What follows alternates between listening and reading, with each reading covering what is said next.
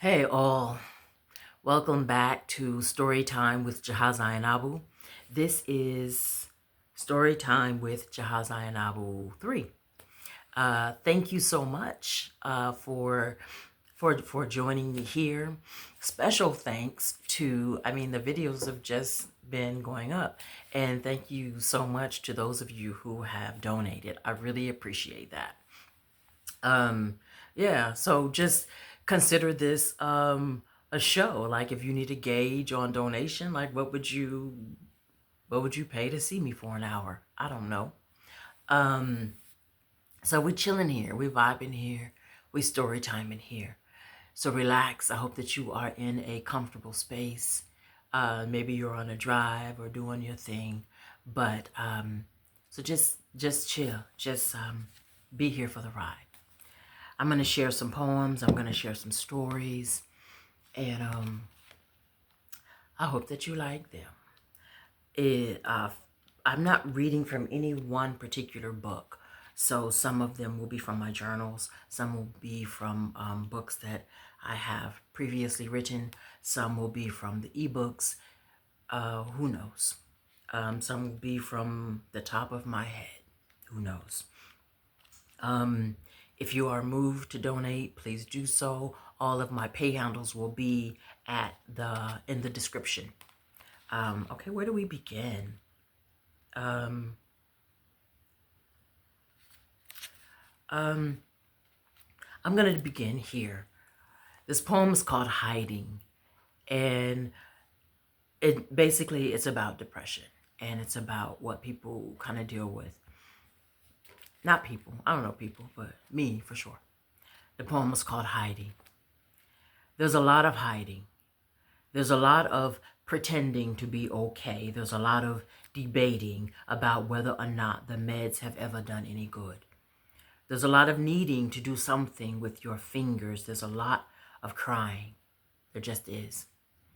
There's a lot of not being able to explain to anyone around you how the sadness weighs a ton or what the tears are for anyway. And so there's a lot of hiding. There's a lot of wanting to reach out, but then what would you say that you haven't said before? There's a lot of knowing that this is not the right time to break down, to sleep that final sleep. There's a lot of wanting to explode. There's very little rest. There's too much sleep. There's a lot of time, time, time, time. Time to remember all the time. There's a lot of time to count. There's a lot of counting. There's a lot of rushing past mirrors. There are a lot of covers on the floor. There are a lot of clothes on the floor. There are books on the floor. There is very little cleaning up. There's a lot of wanting to be able to sleep. There are so many hours going by so slowly. There are so many weird, awake dreams about flying, about rats, about mice, about fires, about hands. There's a lot of being afraid to go to sleep because there are so many monsters. There are all these fingers, moving fingers. There's a lot of wanting to stop writing, poetry, stories, words, musings, blogs, stuff, journal entries, letters, email. There's a lot of wanting all the stuff off the floor. There's a lot of wanting help. There's little asking for it. There's no desire to go into the hospital again. There is a need to. There's all this. There's all this, that. There's all this down, down, down, down. There's all this smile. There's all this smile when someone says, "How are you?" There's all this, "I'm okay." There's all this nowhere to look. There's all this want to change the furniture. There is no energy to do it. There's all this want to tie yourself up. There's all this staring at stuff, at pills, at plants, at photos, at pills. There's all this talking to yourself. There's all this knowing that this is the wrong time to leave. There's all this nothing to say. There is all this wanting to say something. There is all this wanting it to go away. There is all this knowing that it won't. That's hiding. Okay, let's see where we're gonna go from here.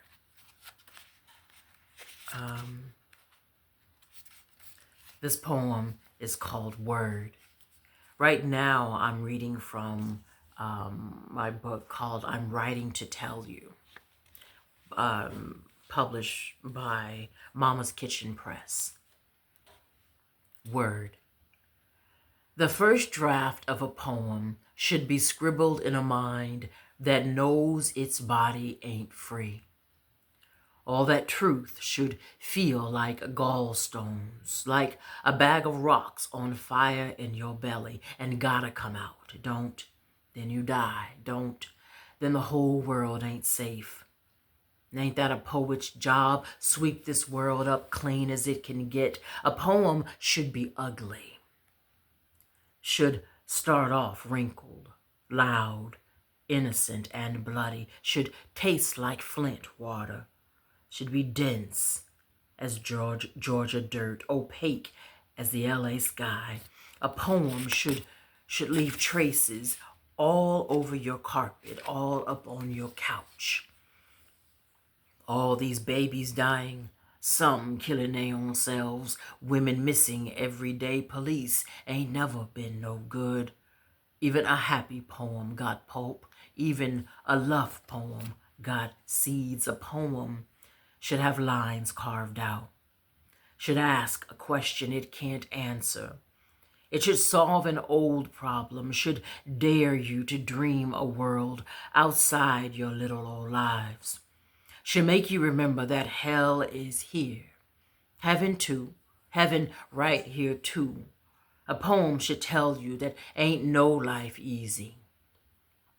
My grandmother, 5 times great, was a slave on this good land, probably picked cotton, probably forced to have some white man's child, maybe died tied to a tree, never knowing her own good name. A poem should take you back and make you wonder if your nightmare ain't really a memory. A poem should sit with you on the bus stop on a rainy night and wonder if Jesus see all this. Should ask what's taking him so long. Oh, you ain't ready to wonder if God and the devil had theyselves one good old laugh, I tell you. A poem should offer you its hand to squeeze while you release boils and flesh and clots, one story at a time. This poem is called Me. I am a river that flows into bigger rivers. The rabbit that runs across graves, the subtle shake, the simple quiver. I am a chorus, a question, an unloaded gun, a bullet nearby. I am a holy war, a quiet riot. What are you?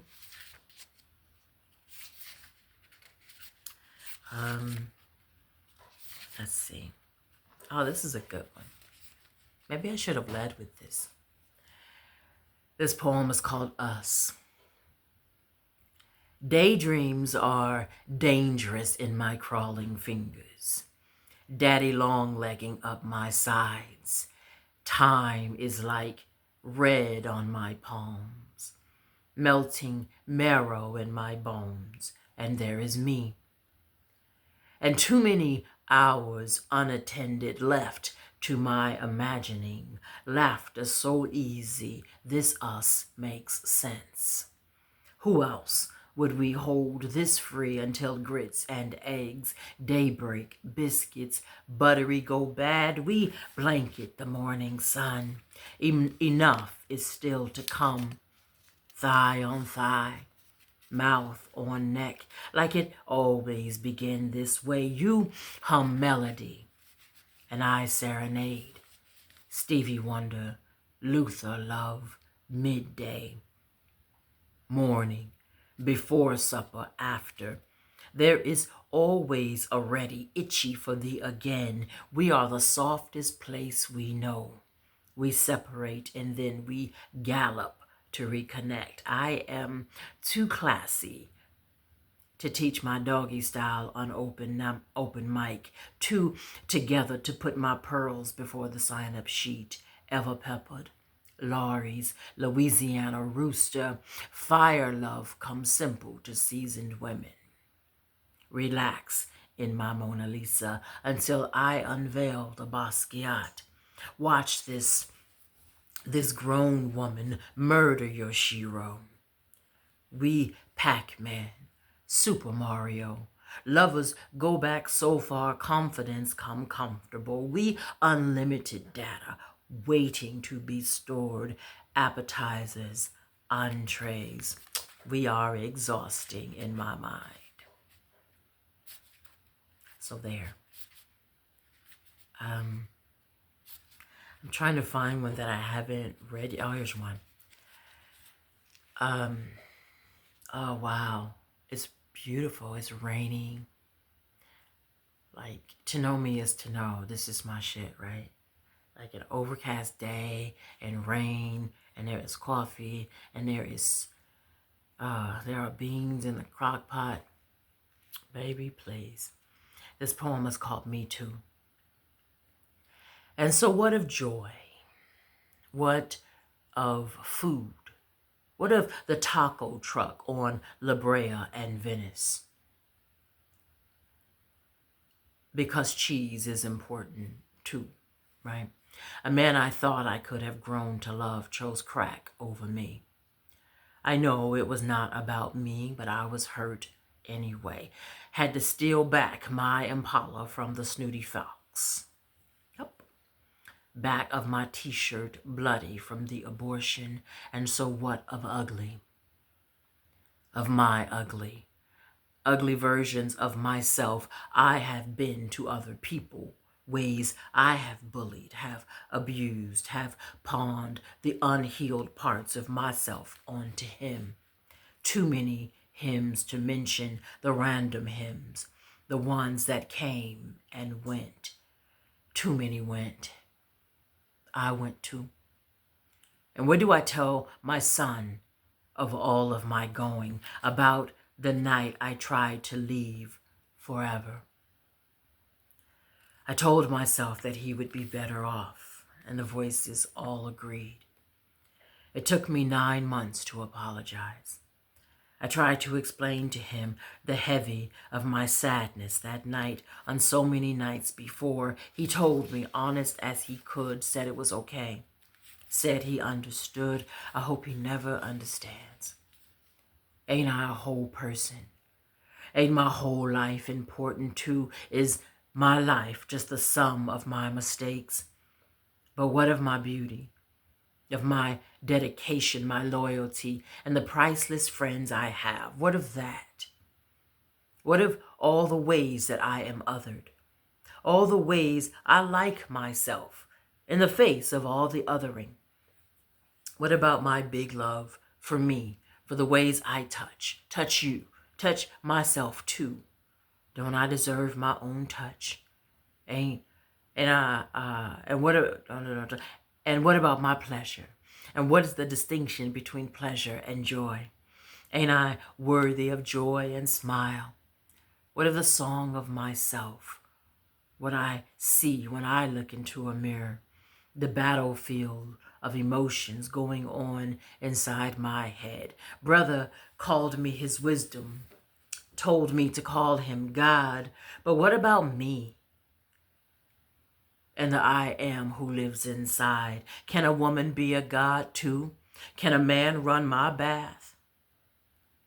What are the ways that I weigh what you think of me over how I value myself? My good time, my girlish grin, my unpainted toes, even the anxiety, even the depression, even the moods, many as they be. What of all the days I cancel the brunch? decide against the shower and the laundry and the dishes too. All the ways I choose not to contort myself, shrink my skin and bones to fit into your flask, like a secret in your pocket. And what of this new day, when my no is holy, when my freedom is yes? This a whole sweet life, ain't it? A whole canvas I paint myself. I love when my no is holy. I was reading this, I don't know what I was reading. I was reading something in this, someone said that when a man says no, it's the end of the conversation. But when a woman says no, it's the beginning of the negotiation. Damn. This poem is called A Run-On for Sabrina Fulton and Other Mothers When a T-Shirt is Not Enough. And we remember that Sabrina Fulton is Trayvon Martin's mother. She is Trayvon Martin's mother because we don't stop. Sabrina Fulton cannot carry her grief to the white woman at the phone company and explain that a man killed her son and got away with it. Because who cares about black boys anyway? And even though the story is no longer on the news, his picture is still on the coffee table next to the Bible and the Vogue mags and the bills. And is it possible to get an extension on the mortgage and the car payments? Because sleeping on the couch for a month straight and going nowhere fast shouldn't cost as much anyway, right? But who understands this except someone who has tasted thorns for breakfast because the doctor said eat something and take something and try to get some sleep? But who can sleep and think straight when every time eyes close, floating Arizona tea cans grow monster ears? And who can go outside and see teenagers wearing shirts that say they remember and they will never forget? And who can form sentences and why are mothers supposed to be this strong and pray this hard about black boys and girls who are supposed to come home every night and not be shot down and killed? Our black boys and our black girls. And where are our girls' shirts, faces on shirts? And why are shirts so necessary? And dead babies are not fashion. Our children are supposed to live and not die. And this was not God's plan. Not all this. What God would plan this? What God would need an angel so badly it would have to take hours?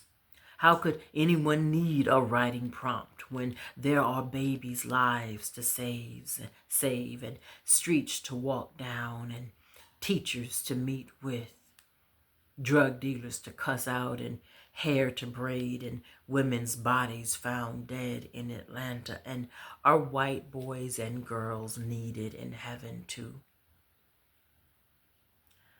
I don't know if it's a thing that white people say, like, when at funerals or whatever, when somebody passes, people say, God needed them in heaven.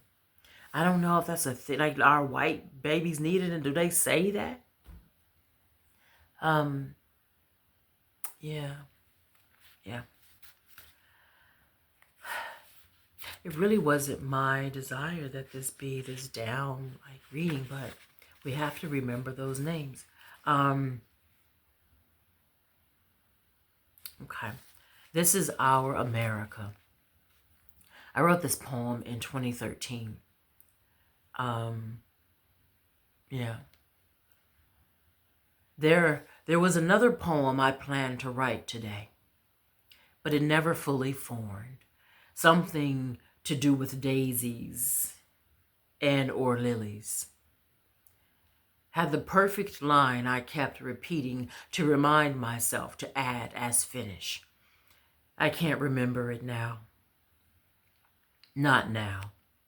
Not after watching video of boys in Steubenville, Ohio, witness a 16-year-old girl being raped, urinated on, watch her pass out, see her body lie on the floor and laugh, make jokes, take video and photo. My measly love poem would be whipped cream spread over dirt pie. These are our boys we are rearing. They called her Dead Girl. Dead Girl. She's deader than OJ's wife, he said, and they laughed. You know how I know she's dead? They peed on her and she didn't move, and they laughed. There was a wang in her ass and she didn't move, and there's usually a reaction to that, and somehow that was funny too. This is America. This is how we have taught our boys to feel about women, about our so what bodies they want to control. Ohio, Steubenville, high school, football, party. She wasn't dead. Dead girl wasn't dead. But maybe she wished she was when she heard the coach say she made up the rape to explain why she came home that way. That way. Came home that way. Watch her unconscious body being carried across the room. One boy holding her arms, another her feet. Dead girl. They called her Dead Girl. Dead Girl is not a nickname a girl earns at a party like Barbie or Squeak, long legs or freckles. That way. Came home that way. This rape culture we live in, where jocks are as untouchable as the devil. This victim-blaming curse of a country. We did this. We reared those boys to rape, to laugh and videotape the funny of it all, to post photos of a girl's body being carried across the room out of the way.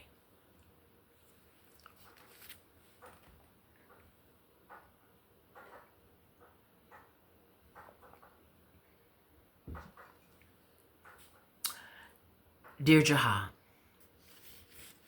loving yourself is showing up in the world as your word, as your commitment to family, art, and justice. It is knowing that love matters, your words, your hugs and hellos. It is not being swallowed by the headlines of the day, even today when white Mississippi teen runs over black man for fun. Police say it is not a hate crime. When you cannot manage the lows or come down from the highs, loving yourself is forcing your feet to stop moving, your knees to bend, your body to still, allowing yourself to be as the ugliest moments wash over your head.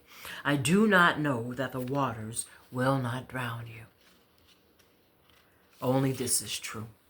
A lifetime of last times until the next time, and deciding in every right now to choose love. Because loving yourself is knowing that your love is powerful enough to hold itself up. Loving yourself is using your hands to serve someone else. What did you do today?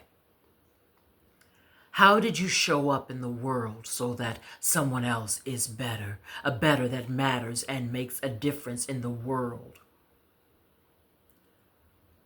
On your block. Did you hold a hand? Did you give a heart? Love yourself enough to reach down past your words and give your whole heart beating to at least someone. Did you listen to a story? Did you let a stranger share her God with you? Oh, Jaha, that is the best. Watch her face rainbow after the telling of each blessing. Did you unbusy your moment long enough to hear him say, I love you? Did you see his shoulders fall before you turned away? Loving yourself is being committed to someone else's win. It is knowing when enough is enough and when time to rest. To let love fill itself up again in you. Loving yourself is giving it away.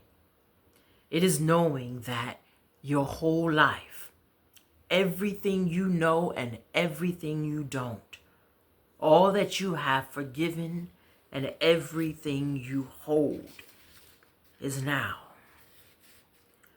Love yourself. To love yourself is to know that life is only right now. And everything you carry into the next right now is everything you carry into the next right now.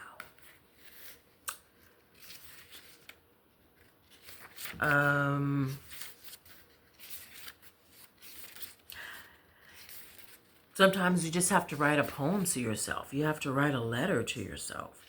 You know, I was trying to find I don't know, something light, but I think this might have been a heavy book. I don't know.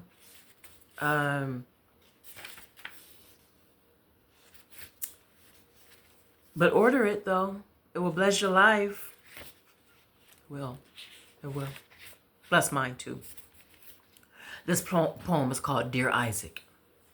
Dear Isaac, what if the story was never your father's? What if the lesson to the world was meant from your vantage? How old were you? At what moment did you know? You see, the story sings his faith and courage, but what about you? Was there no wiggle, no struggle to escape? When did you give in? Who saw the ram first? Who heard the voice? What was it like the second after? Did he speak on the walk down Moriah? What did he say? Did you run tell your mother, your beautiful mother who was barren for so many years? Did you trust him after that? How protected did you feel? Did your mother sing to you that night? Rub your head while you slept? Did you flinch for years after every time he called you son? What did he tell you about his God to make you stay? Please tell me, Isaac, what words did he say? Tell me about that kind of faith. Oh, it is a lovely song, how he had a son and was ready to sacrifice his only one, but you are not. They could not have forgotten about Ishmael. What about your brother? It is like that, you know, with women and children. We are forgotten and dispensable.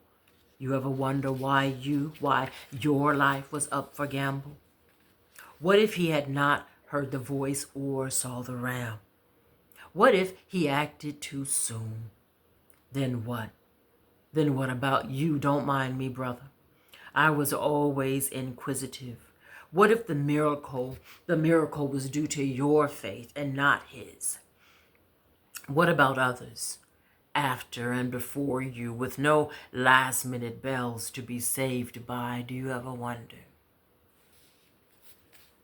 I wonder.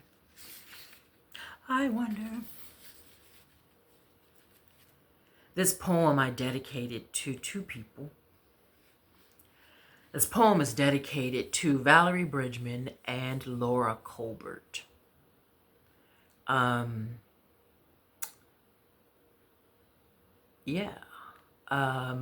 This poem was also written in 2013. Was it? In 2013.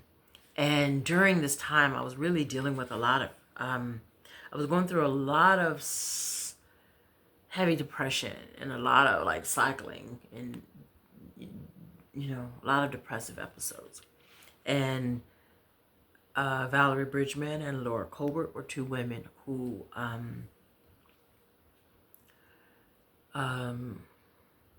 whose voices kept me alive.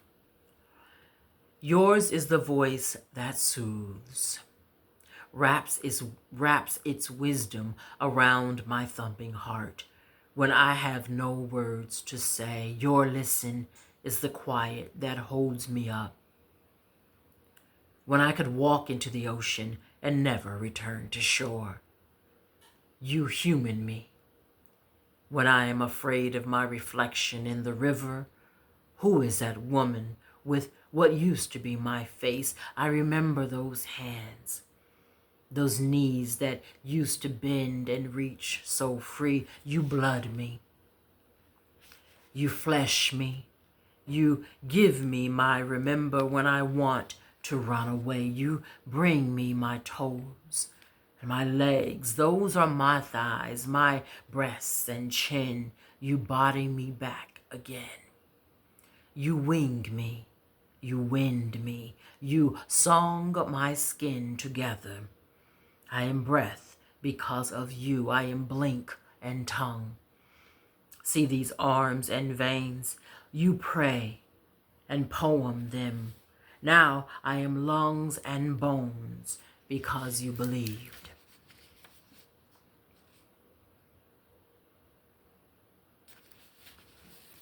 Yeah. So it's not only heavy poems in this book. Get it? And for those of you, like I went on this like crazy marketing grassroots campaign selling my books and now selling my ebooks. And a lot of people bought the books and the ebooks, and I really appreciated it. And some people responded with, I like the books, but I really want to hear you read the poems. And so for those of you who said, I want to hear you read the poems, here I am reading the poems. Tip accordingly, baby. This poem is called Rhythm. Tie me into your locks so I can hear the music in your head before the others do. Dance me lightly into your tanglefoot groove. We step left foot first and then right, and your blood pumps in sync with mine. See, me and you are different. Sing me softly with heavy vibrato into your lullabies, and I will know right then that you love me. Weave me into your butt-naked dreams where you are begging me, please, to take your hand and follow you into forever. Take me, I want to go. Make me unafraid to love you back. Loose my inhibitions and I will love you lovely, giving understanding new to the stress of our very everyday. And when we write, our world will be transformed. Carmax me beautiful on lips full of promises kept. And I will speak in cadence often of my love, never ever ending for you boldly. Vaseline me greasy on knees, ashy from rising always after being knocked unjust. I honor the essence of you, and I smell you. Every time I close my thighs, you lie beautiful underneath me.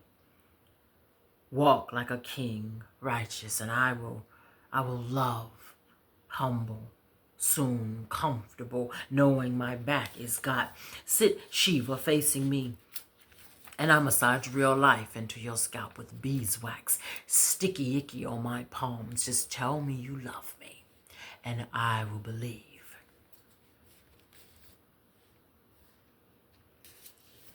Drift.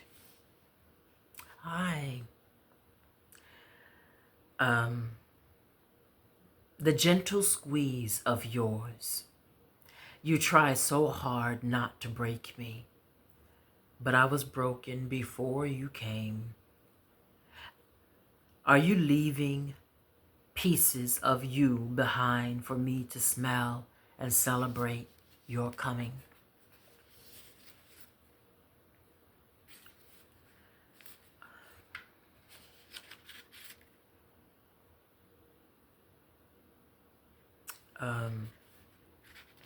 Okay.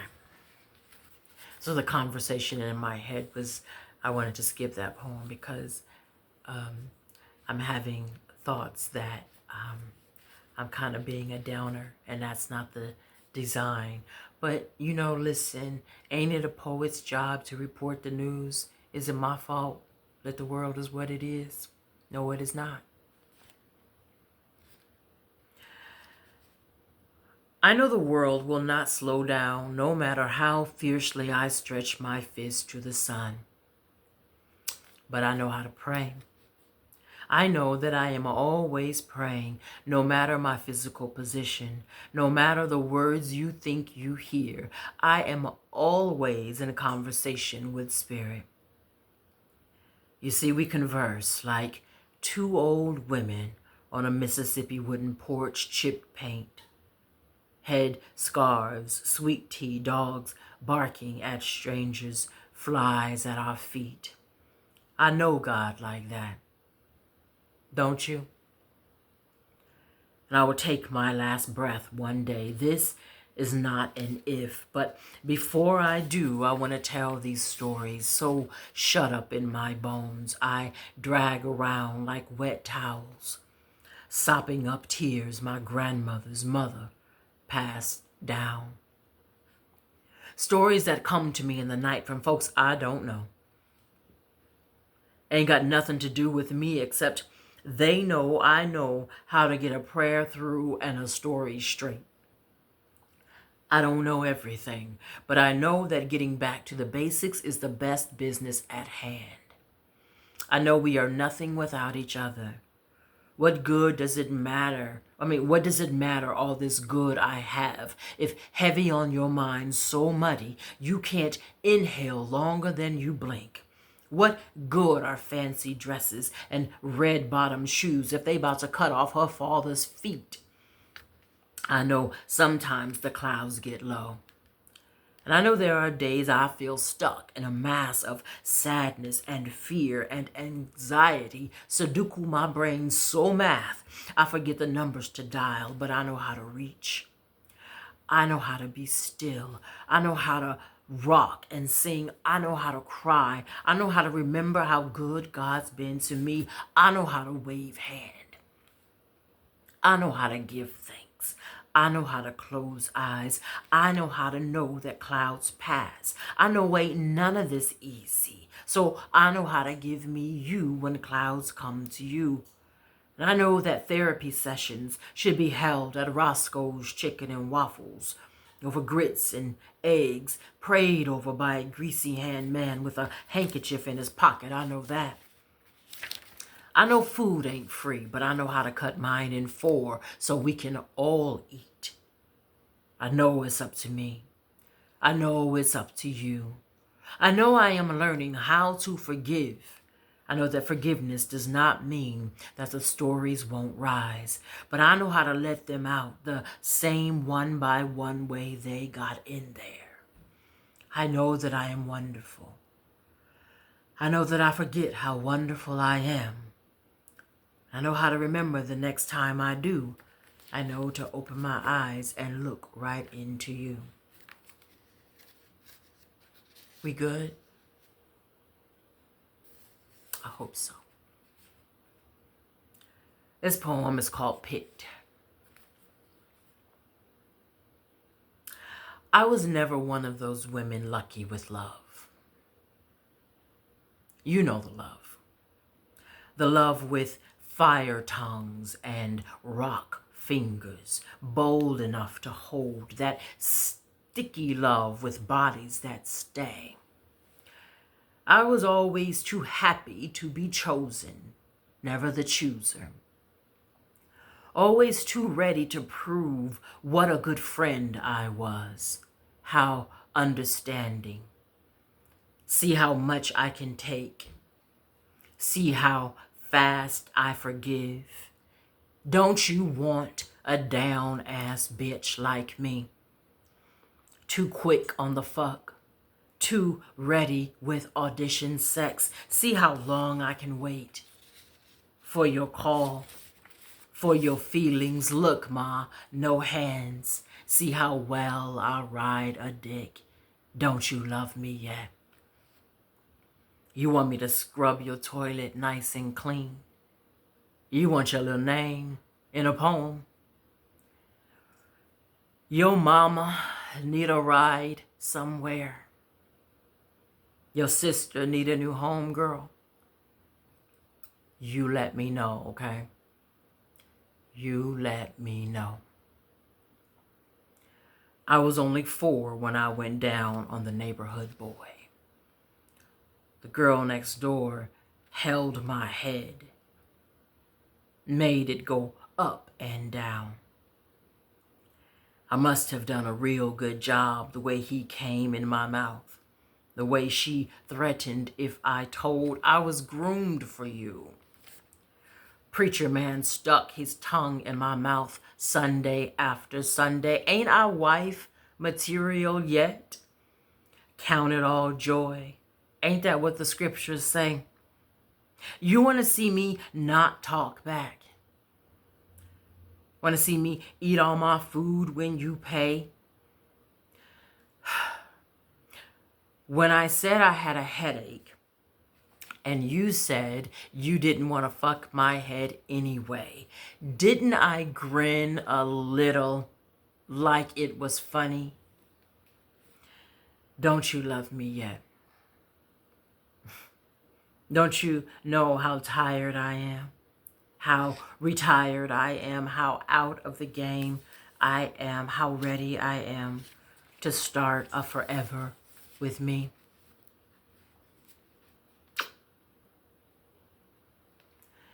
Ever. He told his friend that he could never marry a woman like me, and at first I was all in my feelings, and then I was like, wait, he could never. True story, by the way. This poem is called Black Like Me. I am a woman in the way. Loud, black, angry, free and caged, diagnosed and unmedicated. I have to watch my tone and dress. It is my fault if I am raped. Way this ass shakes. Way these titties bounce. You see, everyone knows I am a whore. Everyone knows I am nothing more than a good placeholder. Soon a pretty woman will come along and you can play in her hair. You can see through her skin. You will keep her nice and safe. Everyone knows what a good cook I am, how spotless I keep a house, keep the children in line too. I stay up late at night, always available and lucky to get your call. We can talk about racism all night long, talk about Harriet and Malcolm, talk about Trayvon and Sandra. Did you see the news today? You see what they did? Everyone knows I know all the news. Everyone knows I keep you laughing. Everyone knows I know my place with my sensitive self.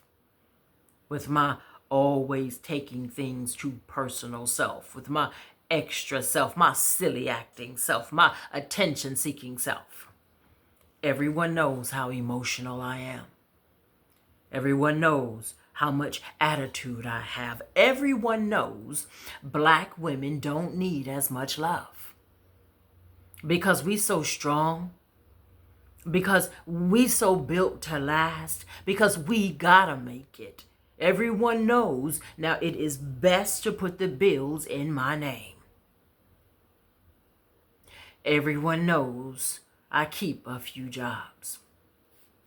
I keep a few extra dollars. I keep a dime in my purse.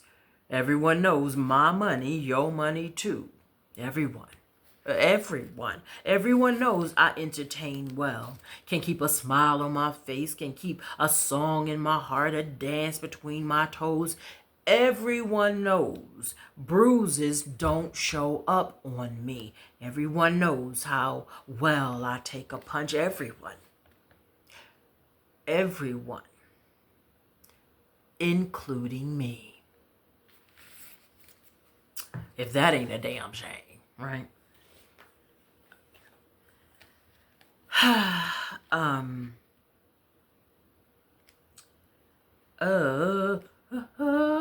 gonna find a poem. This is the first book I had published. It's called The Science of Chocolate Milk Making. Let me tell you a story about this book. It's called The Science of Chocolate Milk Making, and it was published by Telepoetics Inc. in 1992 or 3. And Marilyn Murphy was the woman over Telepoetics Inc. And then she died. Bless her heart. And I miss her and I loved her. And something weird happened. And I wasn't getting royalties from this book anymore. For some reason, I don't know why, but for some reason, this book, The Science of Chocolate Milk Making, if you Google, it is on sale for like this weird amount, like $215. It's crazy stupid. Don't buy this for $15, because I am not getting a dime. I have been through all the channels that I know to go through, and it ain't happening. And I just have exhausted myself. Somebody that a woman who used to buy my art a lot,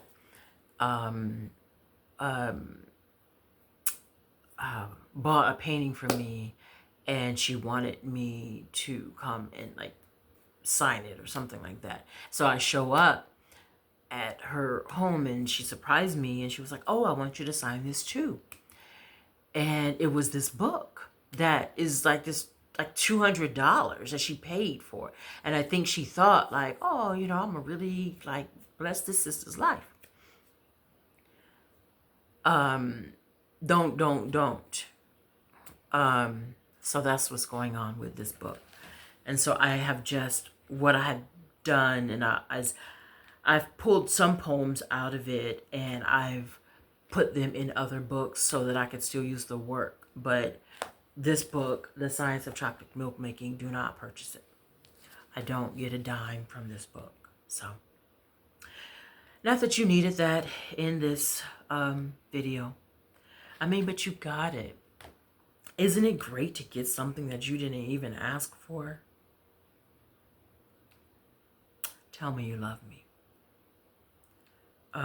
But there are some good poems in it. I mean, damn. There really are. I mean, I was like, it was my first time being published. And I didn't know, the ropes or nothing. I was putting shit in there. I was pouring my heart out. Heart was being poured out. Okay? See, this is a good one. Okay. Golly, I forgot this poem was this old. I love you. Like house wine, acrylic paint, and poetry. Like Nikki. Like Bill Withers and Nina. After the butterflies and post-audition sex, I am here. Breathing beyond the short necessary breaths it takes to survive. My ego begs your forgiveness, for I am better at this behind a microphone, Smoky room, me, tall above the endo, big shoes, mud cloth, accompanied by incense, upright bass, and rare grooves. But this is now, is Thursday day. No midnight to mask my insecurities. Head tilted, I am training bra, new period. First pressing curl of a I'm Easter service nervous, hoping that you love me too. De La Soul, KRS-One, Pac, love, product of divorce. The ERA, the autobiography of Malcolm X lover. I hid behind my independence, but this is now. And I am older and unimpressed with basketball jerseys, rock bands, and Nike shoes. I am drawn to the simple, to the honest, the grown in you. Don't say a bitch can't write a love poem, okay? 'Cause a bitch can write a love poem, okay? I might do an OnlyFans, just like doing sexy shit, like love poems and shit, talking nasty and shit. Don't be surprised, and if I do, judge them all. Judge your motherfucking mama.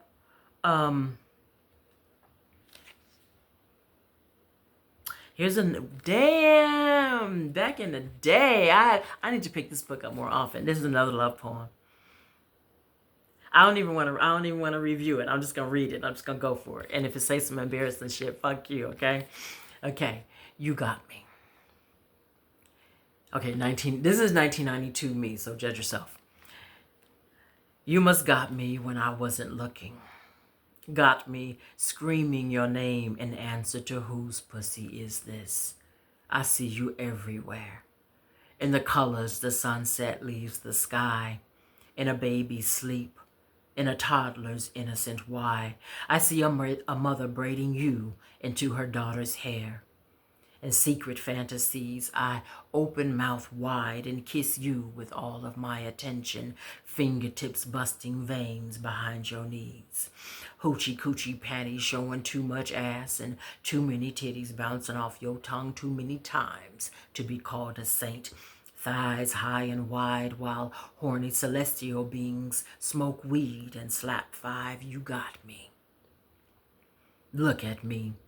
Dancing you into my groove, toes painted, legs straightened, arms outstretched, body moving fast, back and forth and round, because that's the way you like it. You got me speaking languages I don't even know, got me planting flowers places I know they can't grow. Who am I? Reading the horoscope to Cancer before Virgo. Folks think I'm crazy and I know that ain't so. You snuck up and got me when my head was the other way, and here I am. Nose open, not eating too much, futzing around with red lipstick and rouge with no place to go. You send me. Honest you do. Honest you do. Got me up against my front window wanting you to drive down my block when I know you're not in town. You got me loving music I don't even like. Got me savoring food and sipping homemade hooch I can't stand. What manner of man are you? Got me wanting to call when I'm gonna be late getting in and we don't even live together. Who are you? Got me shivering and recoming your sex when I know you're not around. Since you, I have sworn off masturbation because only you are enough. Sanctified, sweet darling, you. That was surely 1992 me, because this bitch is here at 55 in 2025. Ain't nobody got me like that. Ain't nobody. I will swallow a fucking gorilla before. Shut up, Jaha. Shut up, Jaha. Just read the damn poems. Read the motherfucking poems. I'm not editing this. I'm just gonna post it with shit that I say. Let's see. I really don't look through this book often because, I don't know, I used to like, I don't know, give me, oh, wow, bad feelings. But I like the poems. I didn't realize I wrote this poem this long ago either. This might be the last poem, I don't know. It's called Friends. Me and him never was really all that close. I don't know. I guess because I never was really all that cute, but Talanda, she was more. Been friends 60 years now, and I won't try to explain her kind of special, but that's what I called her more. Because she was more than a better what thought they was something around their only thing. She thought being more meant she had to put up with bottom. So, quite natural, like she married the biggest donkey she could find who fucked up real life with bullshit on the daily. So I guess on the other side of things, he was more too. Shoot, he was the most. Yeah, I did everything I could to stop that wedding because I just knew. Hell, a monkey knew. Yeah, I was one player hating, cock blocking, jealous at the same time, protecting best friend. And I know what you're thinking. Hear another story about another brother done another sister wrong, but not this time. Not from me. Yeah, he had everything to do with the technical parts of her death, but damn it, now she did it to herself. May as well go and call a lie and let the living live is what I always says. And I told her time over time, Talanda, a woman's got to love herself enough to love herself all by herself. If she got to, you got to go. Because you's a dead woman in this house. But every time I tell her, she just look at me cross and tell me shame on me for not showing family respect. You see, I never did tell nobody but Talanda, but me and him is first cousins on my daddy's side. That don't never no mind to me. Besides, Talanda was my friend. My very good friend. Now, I need y'all to excuse me, but I had to tell y'all that before I could begin this story right.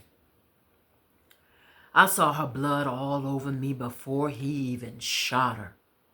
For years she put up with senseless beatings and name callings, some stabbings and gamblings, and cheatings was a given because it was the time we lived in. So quite right, he was a liar too. And to this day, I'll never know why he bothered with that, because the truth was right there in his drawers, and she washed them out every night for 49 years. But habit is habit, I guess. I was sitting right there where you are, and he was over there about 10 feet from us, and Talanda was standing above me to my left. Of course, now the room was facing a different way. She and I had been in the house alone at first. She was still prancing around in the dress she bought that day. I didn't too much care for it. But I was glad to see her proud with her head up finally and some strength about herself. Talanda was a tall woman, about 5'9". Thin, too, about 125. Cute little shape, though. Little old waist and okay breasts and hips for a woman of her age. Of course, she never did have no kids she was allowed to keep. The dress was red. Not really blood red, but I bet it used to be when it was new. In good shape, though. It had small blue and yellow flowers. A long dress with red buttons going all the way down, except the one at the waist didn't match. Not by design, though. Like somebody did the best they could to replace it before they passed it on. It had short sleeves, a swoop neck collar, and an elastic band on the back, and it was rayon. Yes, indeed. She was somebody new in that dress, somebody I didn't even know, and I'd known her a long time. She bought the dress from a secondhand store, and I like to believe that the woman who owned it first was some kind of kin to her and was sending her some kind of message, some kind of strength through that dress. Me? I was just sitting there drinking wine. I keeps me a short dog in my purse, you know. Well, then he comes in, pushing right past us like he high off of something. Walk straight to the room, mumbling something loud, don't nobody know. Now, the woman I used to know would be shaking in her slippers by now, but this new Talanda with the dress, shit, didn't pay him a bit of mind. And I told you, I had a little ripple in me, so I starts laughing at him. And what I do that for? I sure wish she left him like I told her to. Like she knew she wanted to, just scared is all. You know, once I even offered her $5,000 of my own funeral money because I will have me a very nice funeral with a fine cherry wood casket and plenty of expensive wine to go around, you know. But I offered her the money to just go somewhere far away, somewhere and have a better life for the both of us, and I sure wish she took it. He came home, marching in a room with all his man on. And he goes over and he slaps Talanda in the face, and real hard too. I have told you that Talanda was my good friend, but I spent my whole life in the middle of her and him. You can't see it, but right here, under my right breast, is where he cut me once trying to kill her. For a while, I thought I had done something honorable like. But ain't no honor in risking your own life for a woman looking to get on the death train anyway. Leastways, ain't looking to stop it from coming. And I got kids too. I told her after that was the last time. And like my daddy says, I keeps my word like I keeps my money. And I kept right on laughing too. And he slapped her again. And this time, she looked at me like I'm the one crazy. Like I spent my life up under somebody do me wrong and call me ugly. Come to think of it, I kind of got mad at her for looking at me that way. I started to get up and get in both their faces, but I didn't. I sat right down there and didn't say a word. And you would think that would be enough. Then from nowhere, he holding a gun to her head, looking straight at me and says, laugh again and I'll kill your friend. Dancing with it too, like it's some kind of jump rope song. I just didn't know which to do. Until I looked at Talanda in that dress. I thought about the woman who was her great-grandmother, who maybe used to own a dress, holding her real strong and real proud. And I thought, one day he is gonna die. And it sure will be nice if he meets her in that other world while she is wearing that dress so she could whip his natural ass good. And then I looks up at him. And I laughs the meanest, cold-bloodedest laughter I could muster. I laughed for what she was going to do to him one day. And if she was going to die, 'cause everybody is, then she was going to die in that dress. I would see to it. And like I have already told you, Talanda was my very good friend, and so I laughed. I laughed right through the gunshot. I laughed while she fell slow in my lap. I didn't stop laughing. I laughed when he dropped the gun. I laughed when he walked out the house. I carried her bloody body to my car and drove her to my house. And I buried her in my own backyard.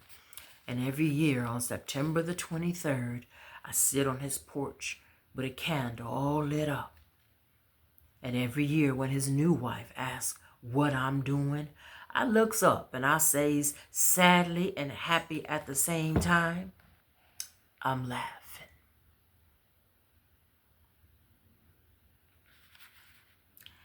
Thank y'all for joining me today. So for those of you who know me, you know I love a writing project that lasts a year. This is my new one. I'm going to do the Storytime with Jaha Zainabu for 365 days straight. And I'm going to post them here on YouTube. YouTube will be my gym. Just working out storytelling kinks. Just connecting to y'all in ways that I don't usually get to. Sometimes as a poet, we get booked for, 10, 15, 20, maybe 30 minutes at a time. And we don't always get a chance to just chill and just just stretch out, just breathe, just tell the story. And so YouTube is the gem I'm choosing for this project. Um, I was speaking with a friend, a new friend recently, and I told him, I said, yeah, I think I'm going to post story times on YouTube every day. And he said, are you sure you have the discipline for that? I was like, you don't know me very well, but you do. So tune in tomorrow. Um, Again, my pay handles are in the description. I take Cash App, PayPal, Venmo, Zelle. Please tip. Um, as my friend My Joy says in her workshop, this is where your support shows up. You want to be able to hear me read the poems. Here I am reading the poems. You know, Skrilla is kind. Love yourselves. Mean it.